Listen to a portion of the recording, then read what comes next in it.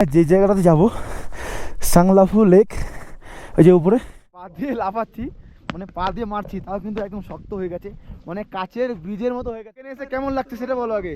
বহুত সুন্দর লাগছে, যে আসবে সারা জীবন মনে রাখবে। আমরা যেখানে যাচ্ছি তো সবাই তো আমাদেরকে ভয় দেখালো যে আমরা নাকি ওখানে উঠতে পারবো না। তো দেখি, সবাই তাহলে সিঙ্গেলে যেতে পারবে না, আমি তো ডবলে যাচ্ছি,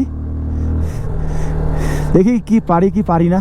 এখান থেকে 4 কিলোমিটার রাস্তা। এখানে একটা সমস্যা হচ্ছে কি বলতো, আমার না সবার বাইকেরই হচ্ছে, দেখো গাড়ি এক্সেলটা ধরে আছি, গাড়ি টানছে না কিন্তু, মানে কি বলবো, মানে অক্সিজেন লেভেল কম আছে তো সেই জন্য বাইকও টানছে না।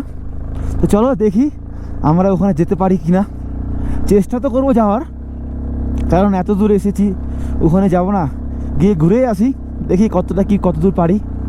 আর পুরো বলে অফ রোড, গাড়ি কিন্তু পুরো আপ ডাউন মারছে, আর দেখো ফুল ফুল ফুল ফুল একদম ফুল থ্রটাল ধরে আছে, গাড়ি কিন্তু টানছে না কিন্তু।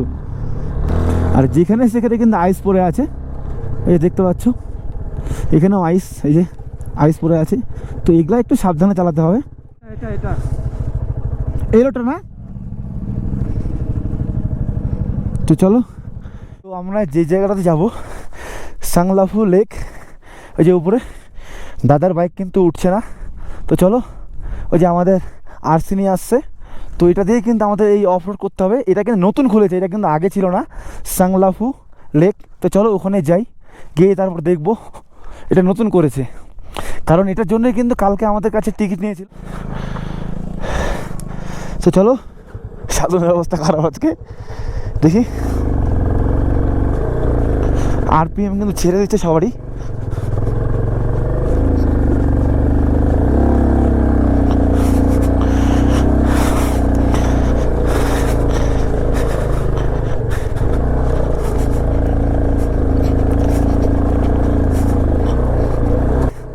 তো বিশেষ করে আমার গোপ্রোর ব্যাটারিগুলো সমস্যা দিচ্ছে, কারণ হলো মানে এদিকে টেম্পারেচার খুবই কম, সেই জন্য গোপ্রোর ব্যাটারিগুলো আমার সমস্যা হচ্ছে। তো আমার কাছে পাওয়ার ব্যাঙ্ক ছিল, মানে গোপ্রোর ব্যাটারি লাগিয়ে ওকে এক্সট্রা চার্জ দেওয়ার জন্য আমি পাওয়ার ব্যাঙ্ক লাগিয়ে দিলাম। তো দেখি এখন সমস্যা হচ্ছে নাকি, এখন তো আর হওয়ার কথা না, তো দেখি সমস্যা হচ্ছে নাকি। আর দেখো রোডটা কতটা অফ রোড, আর এটা কিন্তু নতুন করেছে এই লেকটা, তো তোমাদেরকে গিয়ে দেখাবো লেকটা কত সুন্দর। মানে যারা যারা রিটার্ন হলো তারা কিন্তু সবাই আমাকে বললো যে লেকটা খুব সুন্দর, আর এতটা অফ রোড, মানে কি বলবো তোমাদেরকে আর। তো চলো গিয়ে দেখে আসি, না দেখলে হয়তো আসাটা সার্থক হবে না, মানে এতটা দূর আসলাম আর 3-4 কিলোমিটার যেতে পারবো না। আর যদি গুরুদাম্বা লেক খোলা থাকতো তাহলে আমি গুরুদাম্বা লেকও যেতাম, কারণ এতটা দূরে এসেছি। গুরুদাম্বা লেক এখান থেকে খুব বেশি হলো 45 বা 46 এরকম হবে আমি যতটা শুনেছি। তো ভিউটা দেখো শুধু, এদিকার গোটা পাহাড়টা বরফে চাদরে মোড়া। গাড়ি এখানে 2 গিয়ারে যাবে না, গাড়ি আমার 1 গিয়ারে চালাতে হবে, মানে অফ রোড করার মজাটা কিন্তু আলাদা। আর এই দিকটাতে কিন্তু কেউ আসেনি, মানে আমাদের সঙ্গে যারা যারা এসেছিলো সবাই কিন্তু মানে 0 পয়েন্ট লাস্ট আমার সঙ্গে নারায়ণ ছিল, নারায়ণও কিন্তু আসেনি, কারণ এদিক মানে ও তো আগেই ওর 0 পয়েন্ট আস্তে আস্তে ওর অবস্থা খারাপ হয়ে গেছে, ওর জন্য একটা অক্সিজেন নিয়ে নিয়েছিলাম, তো ওটা দিয়ে ও নিচে নেমে গেল, মানে আর আসবে না। তো আমার সঙ্গে পিছনে আছে নয়ন ডবল, আর সাধনকে আমার ওই যে হাবড়া থেকে যে দাদারা এসছে, তো সাধনকে ওর বাইকে দিয়ে দিয়েছি, না হলে ও ছেলেটা যদি না আসতো তাহলে ওরও একটু মনটা খারাপ হতো, তো দাদাটা ওকে সঙ্গে নিয়ে নিল। এটা কতটা অফ রোড সেটা দেখো, তাহলে দেখলেই বুঝতে পারবে, প্রায় গুরুদাম্বা লেকের মতনই, আর কতটা উঠতে হচ্ছে, আর এতটা অফ রোড, মানে অক্সিজেনের তো সমস্যা হচ্ছেই। তো ওই দাদারা যেখানে ছিল ডিউক 215 ওরা কিন্তু আসতে পারেনি, মানে খুব সমস্যা হচ্ছিল। তো দেখি আমি উঠাতে পারি কিনা, গাড়ি তো 1 গিয়ারে চলছে। আমার যতটা আমার মানে বাইকের উপর বিশ্বাস আছে যে আমার বাইকটা কিন্তু মানে উঠিয়ে দেবে, আমার এতটুকু ভরসা আছে। আর ওখানে নাকি শুনলাম যে মানে বরফে বরফ, মানে ও বরফের উপরে আমরা যেতেও পারবো। এক দাদা বললো যে উসকা উপর আপ লোক চল सकते हो। তো চলো গিয়ে দেখি যেতে পারি কি না।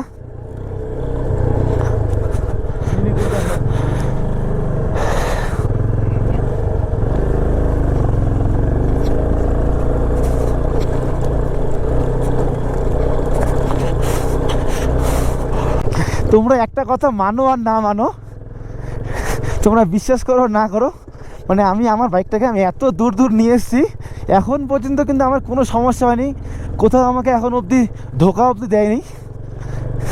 সেটা আমি আর কি বলবো, তোমরা নিজেরাও বুঝতে পারছো।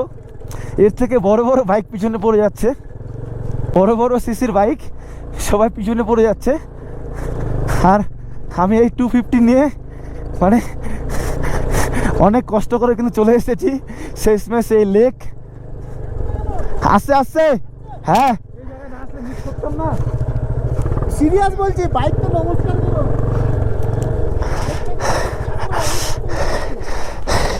আমি খালি ভাবছি আমার ক্লাস প্লেট না চলে যায়। আমি লিটারালি হ্যাঁ পানি না চলছে, নিচে যাও, নিচে যাও। ব্যাপারটা হলো কি বলো তো, আমি জানি আমার ব্যাগটা ওঠাতে পারবে, এতটুকু আমার ভরসা ছিল। মানে ওখানে যারা 250 নিয়ে এসেছিলো কি না, ওরা তো আসতে পারলো না, ওরা বললো আমার রিটার্ন হয়ে করবো করবো। তো ফাইনালি আমরা এসে পড়েছি। দাদা এই লেকটার নাম যেন কি বললো? সাংলাফু লেক। এটা কিন্তু নতুন করেছে। সাংলাবু সাংলাবু এই এদিক থেকে আবার লেগে তো গুলজাঙ্গা পাওয়া যাবে। আর হলো ওই যে আমরা মানে রাস্তা থেকে ডান দিক মারলাম। আমরা হলো গুরুদাম্বার লেক যেতাম, তো গুরুদাম্বার লেক খুলেনি, এই লেকটা কিন্তু নতুন খুলেছে।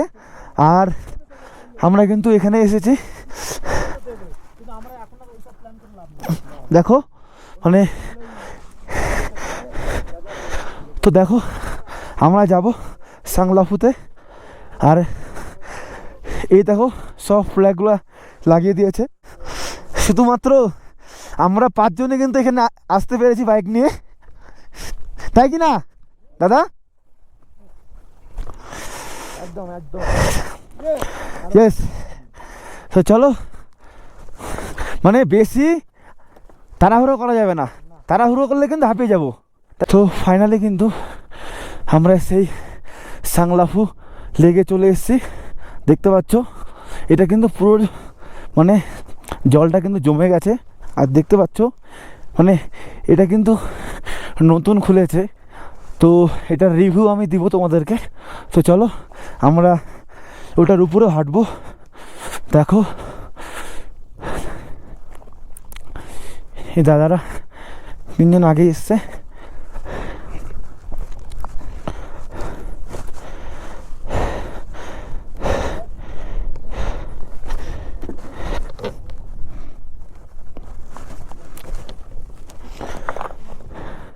তো দেখো এখানে স্কেটিং করছে নয়ন।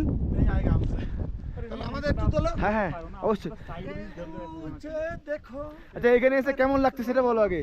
বহুত সুন্দর লাগছে, যে আসবে সারা জীবন মনে রাখবে। যেরকম এমনই আমরা দিন। মনে রাখবো, তাই তো? হ্যাঁ অবশ্যই। গুরুদাম্বার লেক তো বন্ধ আছে, হ্যাঁ তো আমরা কিন্তু এখানে চলে এলাম। এখানে তবে আমরা কষ্টের ফল হ্যাঁ, পেয়েছি। পেয়েছি। যত সুন্দর পেয়েছি এত সুন্দর কেউ দিতে পারবে না। খুব সুন্দর, খুব সুন্দর। এইরকম দেখো ফ্রিতে স্কেটিং। ফ্রিতে আমরা ভাবতে পারিনি এখানে এসে। তো দেখো আমরা এখানে কিন্তু মানে আসার জন্য অনেক কষ্ট করেছি, মানে পুরোটাই অফ রোড ছিল। আর এখানে দেখো, এখানে এসে দেখো মানে আমরা কি বলবো, পুরোটাই একদম আইস, মানে আইসের মধ্যে আমরা হাঁটছি। দেখো মানে জলটা কিন্তু পুরো জমে গেছে বরফে, আর দেখো নীল হয়ে গেছে। কিন্তু কি বলবো তোমাদের, আর হয়তো এখানে না আসলে আমরা বুঝতে পারতাম না যে সিকিমে এত সুন্দর সুন্দর জায়গা আছে। তো এটার জন্যই কিন্তু কালকে আমাদের পার হেড 20 টাকা করে নিয়েছিল এই জায়গাটার জন্যই। তো 20 টাকা করে নিয়েছিল, ঠিক আছে। জায়গাটাও কিন্তু খুব সুন্দর। দেখো মানে আমি এমন জায়গায় দাঁড়িয়ে আছি, দেখো এদিকে পাহাড়, এদিকে পাহাড়, মানে যেদিকে তাকাবো শুধু পাহাড় আর পাহাড় আর বরফ। এই দেখো সামনে মানে এই পাহাড়টা যে আছে মানে পুরোটাই কিন্তু বরফে চাদরে মোড়া, মানে পুরোটাই সাদা। আর আমি যেখানে আছি এটাও কিন্তু বরফ, মানে কি এটা নীল, দেখো নীল। এই লেকটাকে নতুন করেছে আর এত সুন্দর। আর তোমাদেরকে এখানে আসতে হলে কিন্তু সবার প্রথমে আসতে হবে শিলিগুড়ি থেকে গ্যাংটকে তোমাদেরকে একদিন স্টে করতে হবে, মানে 1 নাইট স্টে করার পরে তোমাকে ওখান থেকে পারমিট করাতে হবে।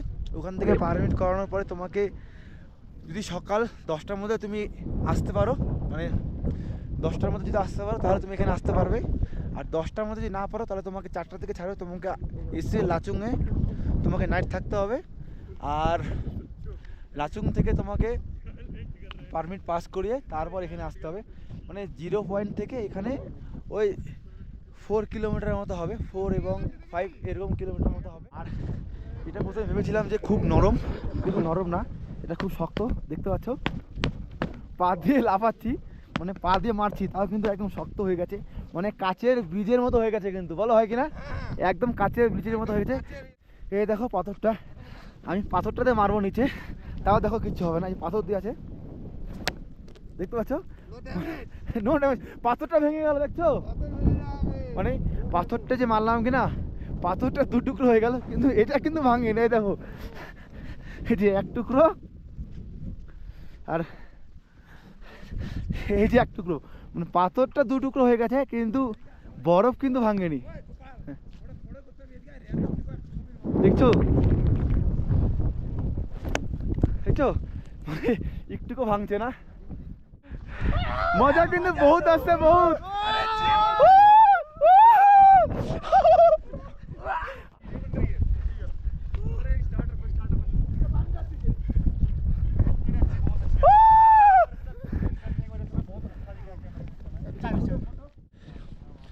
তো আমরা এখানে খুব মজা করলাম।